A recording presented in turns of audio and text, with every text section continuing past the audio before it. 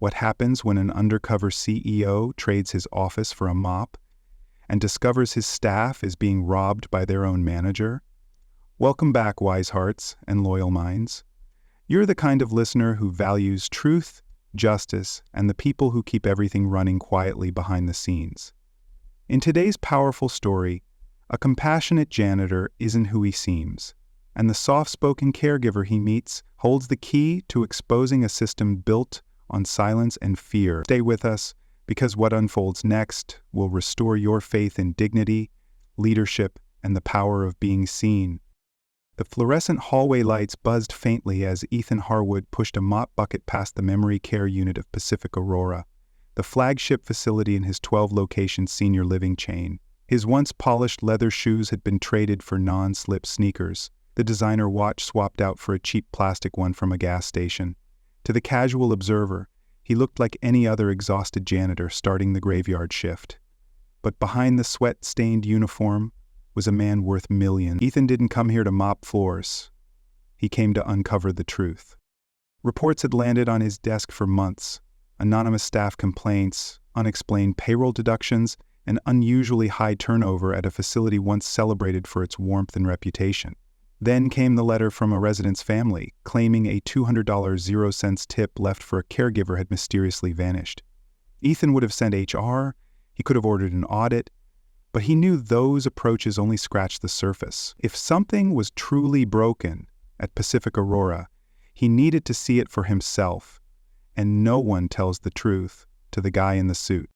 So here he was, Ethan Harwood, age 55, founder and CEO, wiping down elevator buttons and emptying trash bins under the name Joe. His back ached from unfamiliar labor, and his knuckles were raw from bleach. But this undercover mission wasn't about comfort. It was about answers, and maybe something more. As he rounded a corner and caught sight of Paul Redman, the lead shift supervisor, berating a young caregiver over a misplaced chart, Ethan paused. Paul's voice was low, cold, calculated. The caregiver flinched but didn't speak. Ethan made a mental note. Something was off here. He adjusted his mop handle and kept moving. If there was rot in this building, it wouldn't hide for long. And Ethan Harwood was done watching from a boardroom. From now on, he would investigate every crack in this place, starting with the ones on the tile floor beneath his feet. Palara Munoz moved through the halls of Pacific Aurora like a soft breeze. Gentle, unnoticed by management, but a quiet source of comfort to those who mattered most. At just 29, she carried herself with the calm grace of someone far older, shaped not by ambition, but by compassion.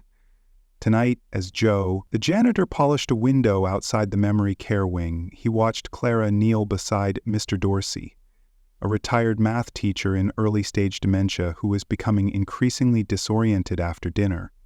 She didn't rush. She didn't sigh.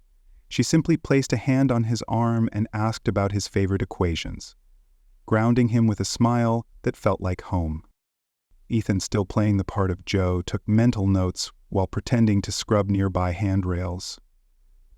Clara's uniform was faded and her shoes clearly second-hand, but she was meticulous with her appearance. Hair pinned back, ID badge straight, and every patient chart filled with neat handwriting.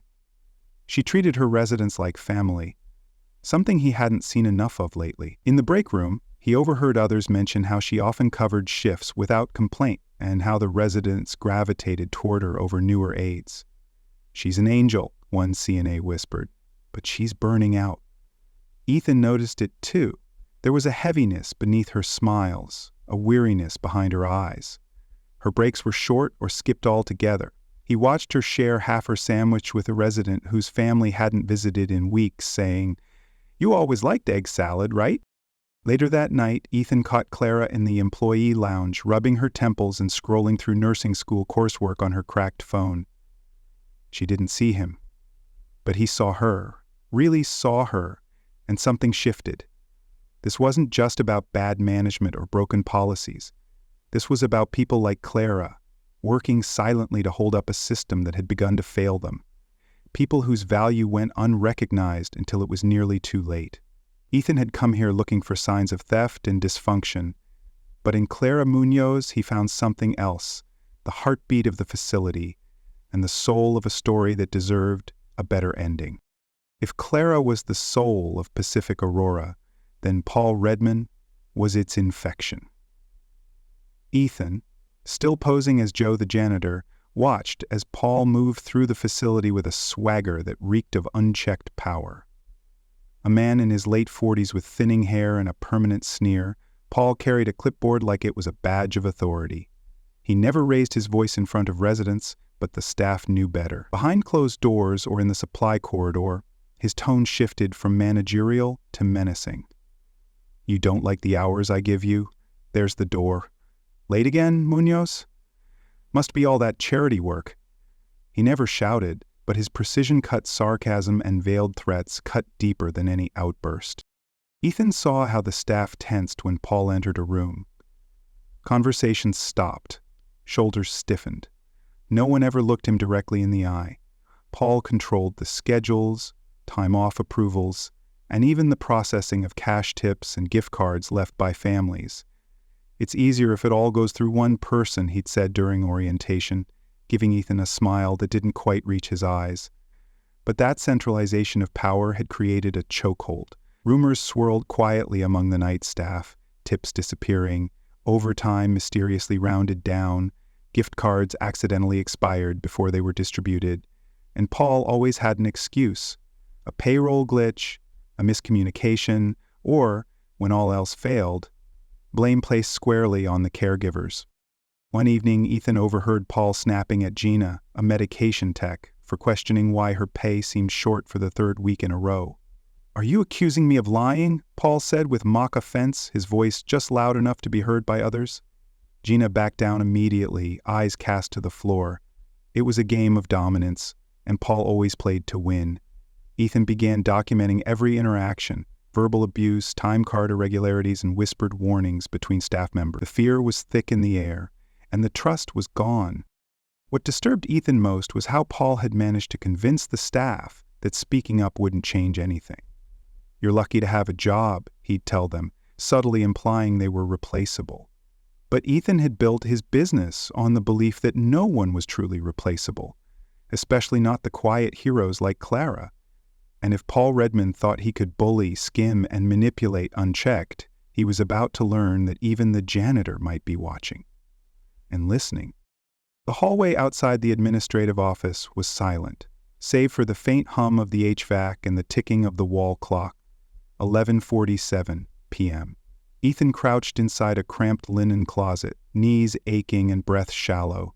Wedged between mop handles and bulk hand sanitizer, he stared through a half-inch gap where a loose panel had been removed, an unintentional peephole into the very office where he suspected the worst happened after hours. Earlier that day, he had staged it carefully.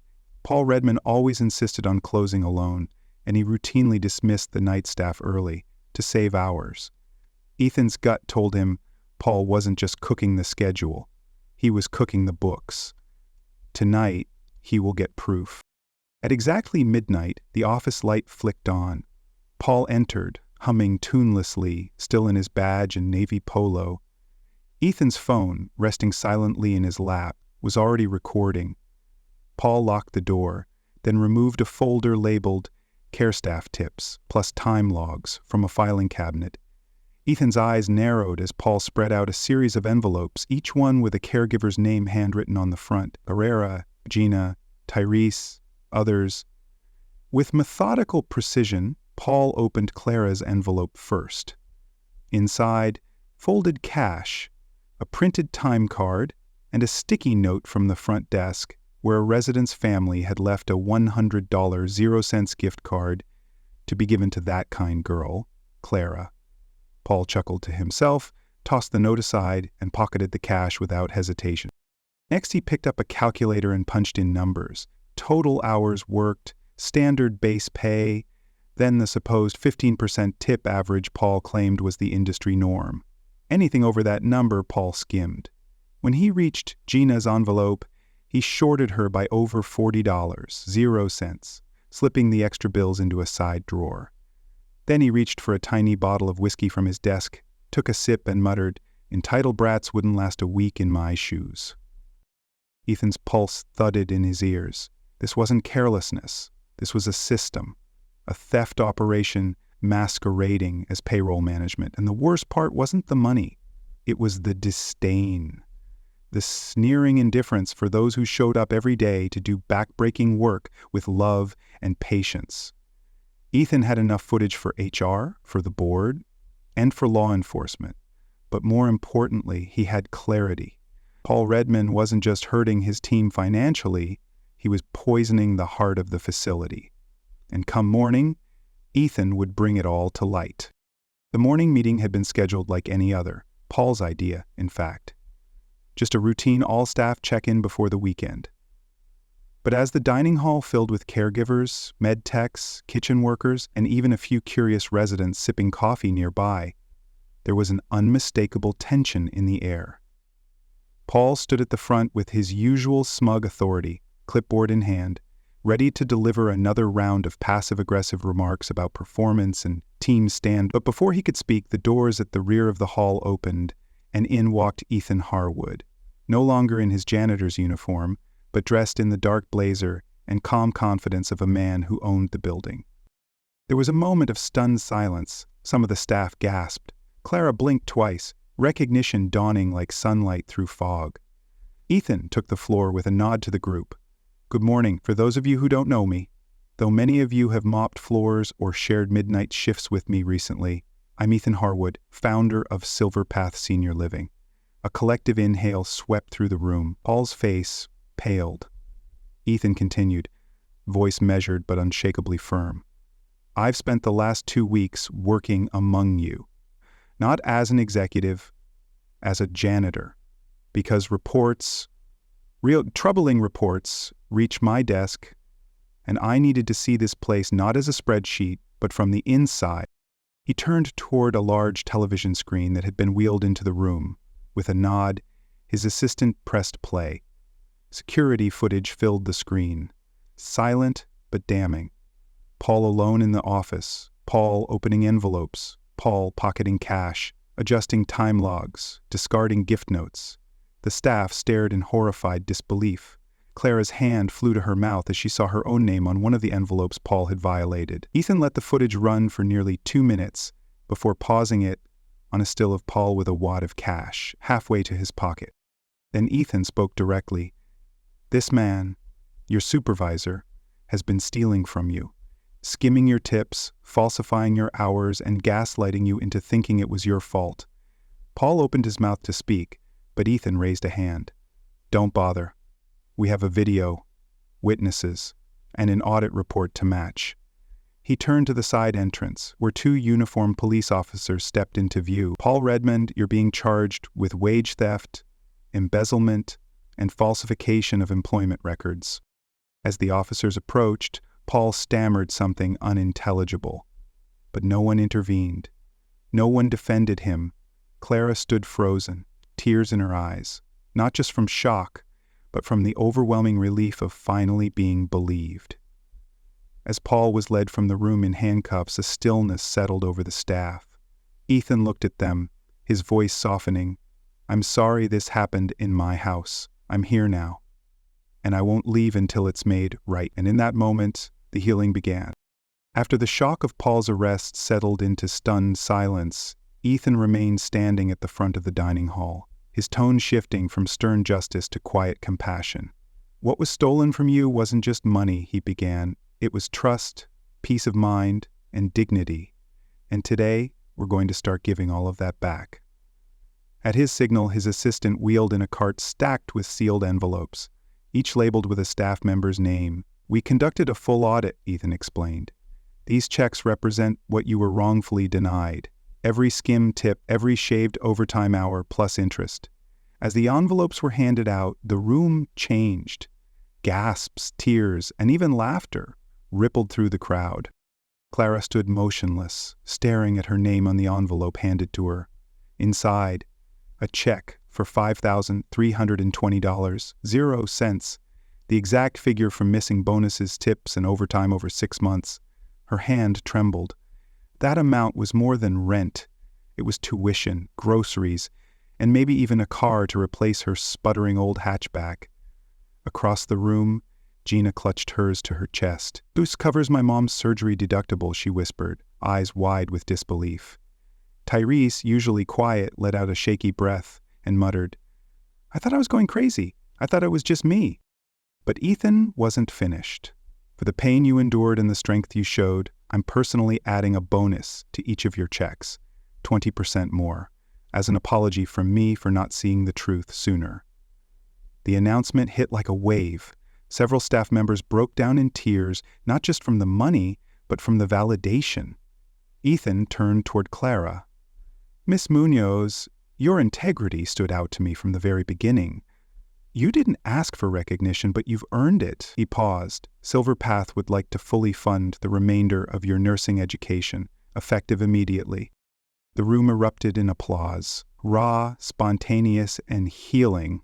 Clara covered her face with her hands, tears falling freely. Ethan stepped forward and offered her a steady hand. "This isn't charity. This is what leadership looks like, rewarding the people who've held everything together." For the first time in months, the caregivers of Pacific Aurora stood taller, no longer invisible, no longer voiceless. They were seen, they were valued, and they were finally free. The transformation at Pacific Aurora began not with new furniture or a paint job, but with a shift in tone, one of trust, transparency, and shared ownership.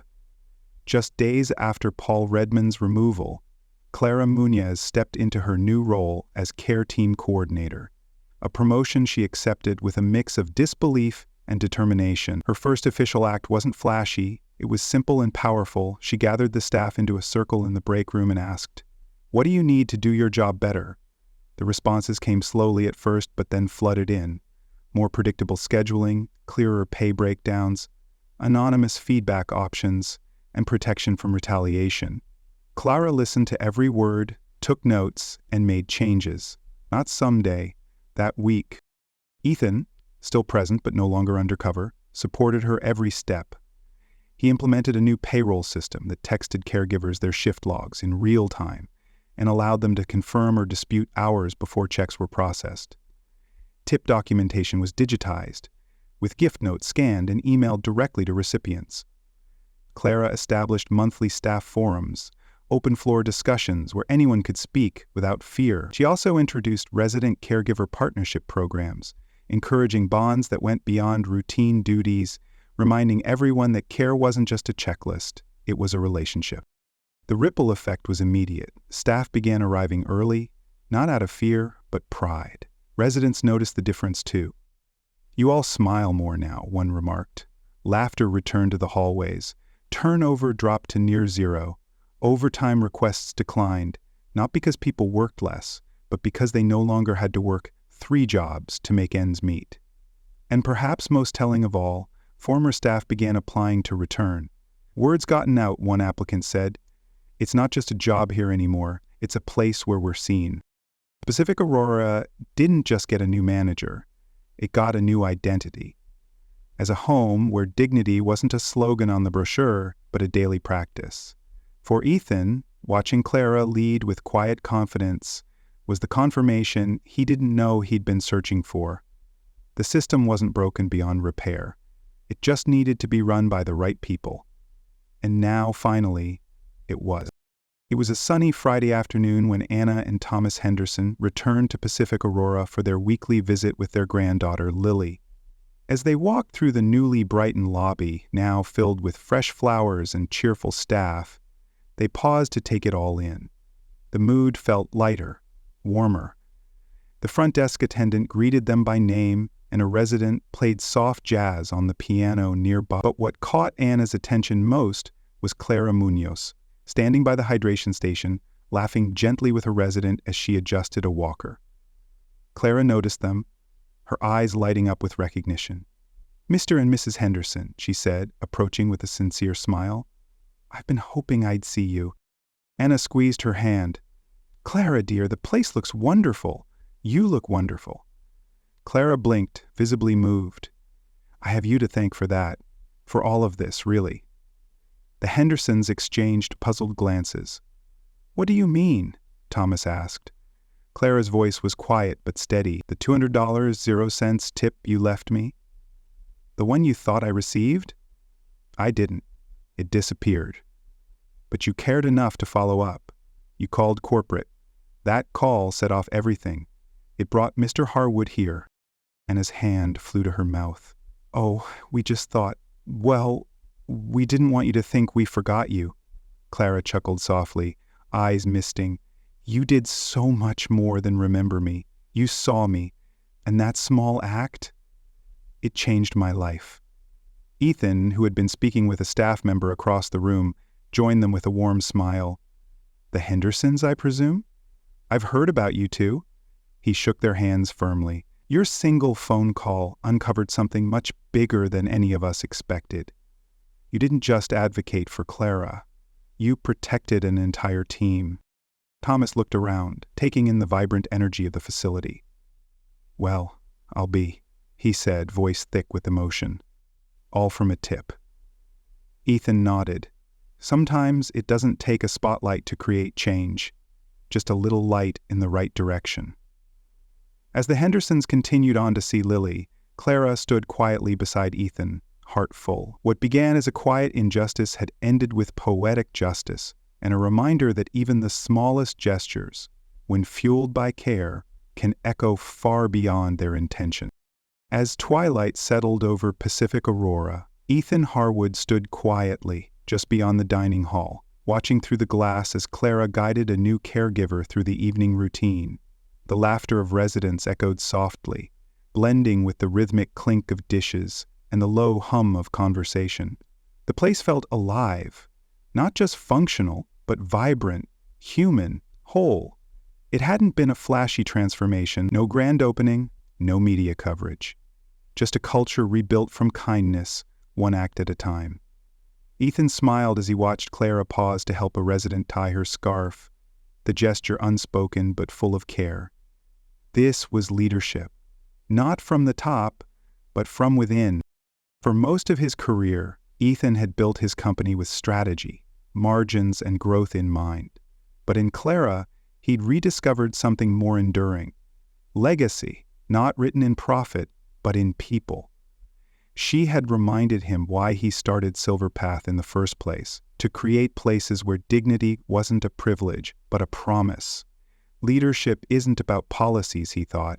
It's about who shows up when no one's looking, and what they do when they see someone suffering. As he stepped outside into the cool Oregon evening, Ethan pulled out his phone and opened a calendar reminder. Unannounced visit Silverpath, Dallas, 2 weeks.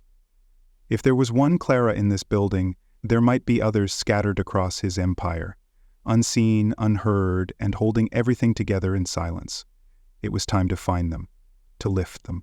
Because real success, he now understood, wasn't just measured by buildings or balance sheets, but by the lives quietly changed, the voices finally heard, and the light left behind when a leader chose to listen. The story of Pacific Aurora teaches us that true leadership is not about titles, power, or appearances.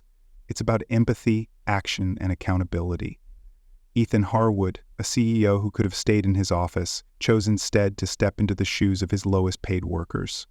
By doing so, he uncovered injustice that would have remained hidden under layers of silence and fear. His journey reminds us that systems don't fail because of numbers. They fail because of people who stop paying attention, and they heal when someone chooses to care deeply and act boldly. Clara Munoz's quiet resilience shows that integrity doesn't need applause to matter. She represents the countless unseen workers who hold organizations together through sheer dedication and compassion. Her rise from overlooked caregiver to leader is a reminder that potential is everywhere. It just needs to be recognized and nurtured. Perhaps most powerfully, this story reveals that even the smallest gesture, a tip followed up, a smile offered, a question asked, can trigger meaningful change. In a world that often overlooks the quiet, the kind, and the humble, Pacific Aurora shows us that justice, transformation, and legacy start when someone listens and refuses to look away.